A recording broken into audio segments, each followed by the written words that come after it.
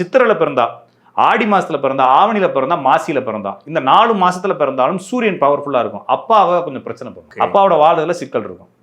இது வந்து மாசி. அதனால சித்திரையில வேணாம்னு சொல்லுவாங்க. சித்திரை அப்பன் திருவிழான்னு சொல்றது அதுக்கு தான்.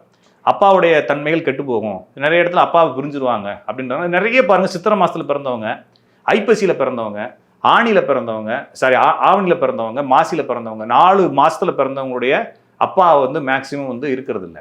ஓகே. அதே மாதிரி ஒரு தமிழ் மாசத்துல முதல் 2 தேதி கடைசி 2 தேதியில பிறந்தவங்களுடைய அப்பாவும் சரியா இருக்க மாட்டாரு அப்படின்னு புரிஞ்சுக்கணும். இது வந்து ஒரு இது மாதிரி ரப்பர் ஸ்டாம்ப் மாதிரி ரூல்ஸ் எல்லாமே. இப்போ எல்லா மந்த்துக்குமே இருக்குமா? எல்லாம் இல்லைங்க. இந்த 4 மாசத்துல வந்து சூரியன் பவர் ஆகக்கூடிய மாசம். ஓகே. மேசத்துல வந்து சூரியன் உச்சம், துலாத்துல வந்து ஐப்பசி மாசம் நீசம், இங்க சிம்மத்துல வந்து சூரியன் ஆச்சு, அதுக்கு 7ல வந்து கும்பத்துல வந்து மாசி மாசம். அது 4 ராசிகள்ல சூரியன் இருக்கப்ப பிறந்தா பிரச்சனை. அப்போ அது நீங்க புரிஞ்சுக்க வேண்டியது, நிறைய பேர் என்ன சொல்றாங்கன்னா, ஒரு கிரகம் யோகம் ஆயிடுச்சுன்னா, ஒரு கிரகம் பவர் ஆயிடுச்சுன்னா நல்லது செய்யுங்கிறாங்க. ஒரு கிரகம் பவர் ஆயிடுச்சு நல்லவே செய்யாது. அது அதாவது யோகமானாலும் சரி, அவயோகமானாலும் சரி, கெட்டாலும் நல்லதானாலும் அந்த கிரகத்தினுடைய நெகட்டிவ் பாசிட்டிவ் ரெண்டையும் கலந்து செய்யணும்.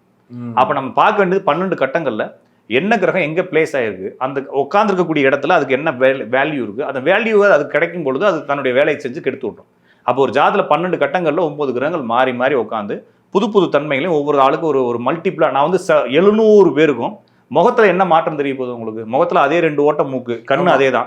ஆனா ஒவ்வொருத்தருக்கும் மாறி மாறி இருக்கு இல்லையா முகம்? கண்டிப்பா. நீங்க உட்காந்து கணக்கு போட்டீங்கன்னா பெரிய மாற்றங்களே இருக்காது உங்க முகத்துக்கும் என் முகத்துக்கும். ஆனா உங்க முகம் வேற மாதிரி இருக்கு, என் முகம் இது மாதிரி தான் இருக்கு. ஜாதகமும் பெரிய மாற்றங்களா இருக்கு. 2 கண்ணு 2 மூக்கு ஓட்ட, ஒரு வாய் ஓட்ட, மீச காதுன்னு போட்டா கூட முகம் மாறிக்கிட்டே இருக்கிற மாதிரி இந்த ஜாதகமும் மாறிக்கிட்டே இருக்கும். ஓகே. இது பார்க்க பார்க்க எங்களுக்கு பழக்கம் வந்துடும்.